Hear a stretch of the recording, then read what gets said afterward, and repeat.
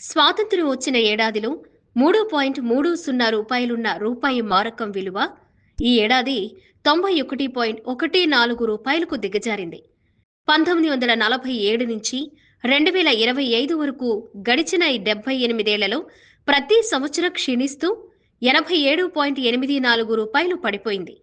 అంతర్జాతీయ అనిశ్చితులు, అమెరికాతో కుదరని వాణిజ్య ఒప్పందం, డాలర్ బలపడడం, విదేశీ మదుపరుల పెట్టుబడుల ఉపసంహరణ రూపాయి పతనానికి కారణమని ఆర్థిక నిపుణులు పేర్కొంటున్నారు.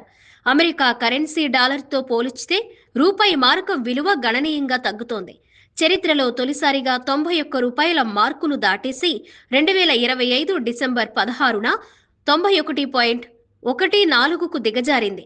చివరికి 90.78 వద్ద ముగిసిన 17న కాస్త కోలుకున్న నెలాఖరుకి పరిస్థితి మరింత ఇబ్బందికరంగా ఉంటుందని మార్కెట్ వర్గాలు అంచనా వేస్తున్నాయి. అమెరికన్ డాలర్తో మారకం విలువ 92కు పడిపోయే అవకాశం ఉందని లెక్కలు వేస్తున్నారు. కరెన్సీ మార్కెట్లో రూపాయి విలువ ఈ స్థాయిలో తగ్గిపోవడానికి అంతర్జాతీయ పరిస్థితులే ప్రధాన కారణంగా నిపుణులు పేర్కొంటున్నారు. ట్రంప్ అమెరికా అధ్యక్షుడయ్యాక భారత ఉత్పత్తులపై 50% పన్నులు వేయడంతో అమెరికాలో భారత ఉత్పత్తుల ధర భారీగా పెరిగింది.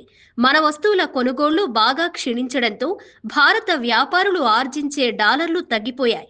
విదేశాల నుంచి భారత్ దిగుమతి చేసుకునే ఉత్పత్తుల కోసం పెద్ద మొత్తంలో చెల్లించాల్సి వస్తుంది.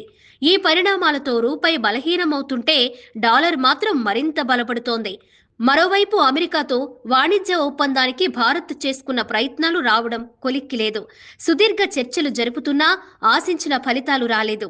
ఈ పరిస్థితుల్లో వాణిజ్య ఒప్పందంపై ఏదోకటి తేలేదాకా రూపాయి పతనాన్ని ఆపడం కష్టమని ఆర్థికవేత్తలు చెప్తుండగా, మరోవైపు స్టాక్ మార్కెట్ల నుంచి విదేశీ మదుపరులు భారీగా పెట్టుబడులు ఉపసంహరించుకుంటున్నారు.